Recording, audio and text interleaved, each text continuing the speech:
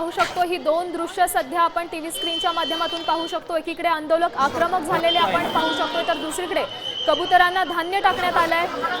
आंदोलकांकडून धान्य टाकण्यात आले आणि या दरम्यान पोलिसांकडून देखील त्यांना अडवण्याचा प्रयत्न करण्यात आला आणि याच दरम्यान आंदोलकांकडून घोषणाबाजी देखील करण्यात येते। सुरुवातीला जी और जीने दो अशा आशयाच्या घोषणा देण्यात आल्या आणि आता जय श्रीराम अशा घोषणा देण्यात आल्या। आंदोलक काहीसे आक्रमक झाले। ही दोन्ही दृश्य आपण या क्षणाची ताजी दृश्य पाहतोय। दादरच्या कबूतरखान्यातील ही दृश्य आहेत। पोलिसांकडून या आंदोलकांना आवरण्याचा प्रयत्न होतोय मात्र आंदोलक काहीसे आक्रमक झालेले दिसतात। आंदोलकांकडून घोषणाबाजी करण्यात येते। गेल्या 2 ते 3 दिवसांपासून हा मुद्दा मोठ्या प्रमाणात चर्चेत होता। पक्षीप्रेमींकडून संताप व्यक्त करण्यात आला आणि त्यानंतर आता जैन बांधवांकडून हे आंदोलन करण्यात येत आहे।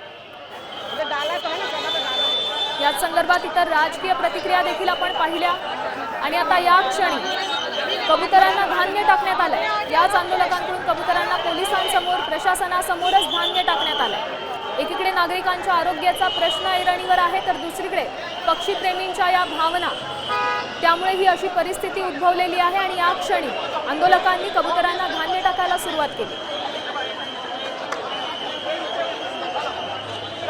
त्यासोबत आंदोलकांकडून ही जी ताडपत्री होती जी कबूतरखान्यावर झाकण्यात आली होती ती देखील काढण्याचा प्रयत्न करण्यात आला। हे करत असताना पोलिसांनी आंदोलकांना अडवलंय आणि त्याच दरम्यान पोलीस आणि आंदोलक या दोघांमध्येही झटापट झाल्याची बातमी आपण पाहिली।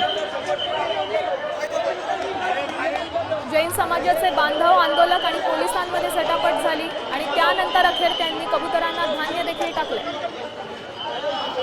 कबूतरखाना हटवण्यावरून दादरमध्ये हा राडा निर्माण झाला। कबूतरखाना हटवण्यावरून जैन समाज आक्रमक झाला।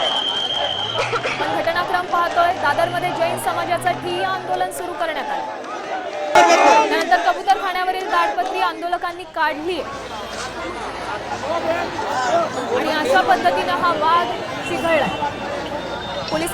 पोलिसांनी आंदोलकांना आटोक्यात आणण्याचा प्रयत्न केला, अडवण्याचा प्रयत्न केला आणि त्याच दरम्यान पोलिसांमध्ये आणि जैन समाजाचा ठीक आहे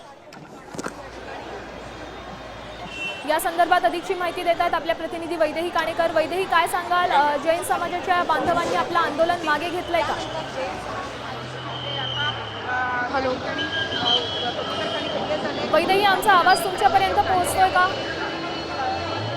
सध्याची काय अपडेट आहे? जैन समाजाच्या बांधवांनी आंदोलकांनी आपलं आंदोलन मागे घेतलंय का?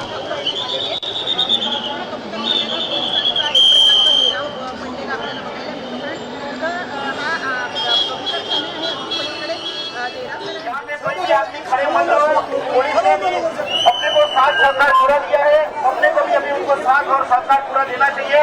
नम्र निवेदन है पब्लिक को कि आप लोग घर में जाइए। एक मिनट बाजू बाजू बाजू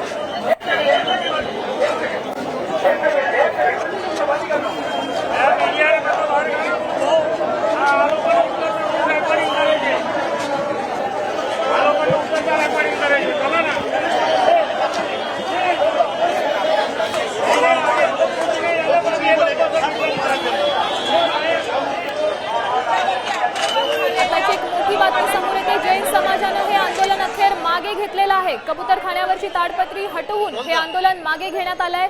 कबूतरखान्यावरून जैन समुदाय हा जमाव प्रचंड आक्रमक झाला होता आणि पोलिसांसोबतच या आंदोलकांची बाचाबाची देखील झाली होती। या संदर्भात आपल्या प्रतिनिधी वैदेही काणेकर आपल्याला अधिकची माहिती देत आहेत। वैदेही, काय सांगाल, हे आंदोलन अखेर मागे घेण्यात आलंय?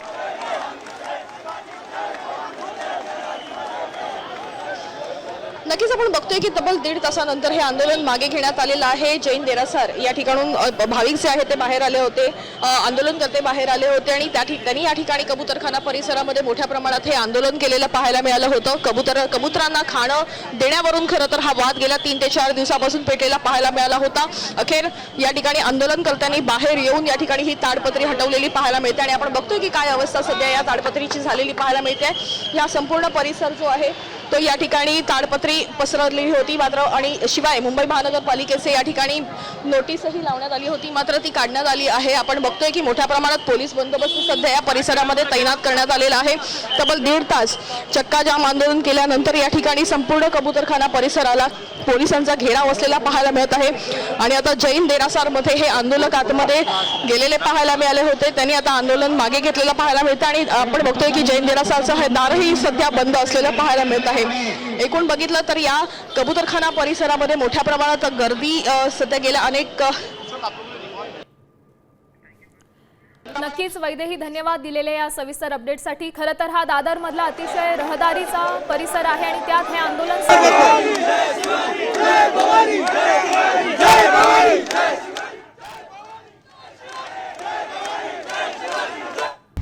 आता isakal.com आहे देशातील नंबर 1 ची मराठी न्यूज वेबसाईट. प्रत्येक अपडेटसाठी isakal.com ला नक्की भेट द्या.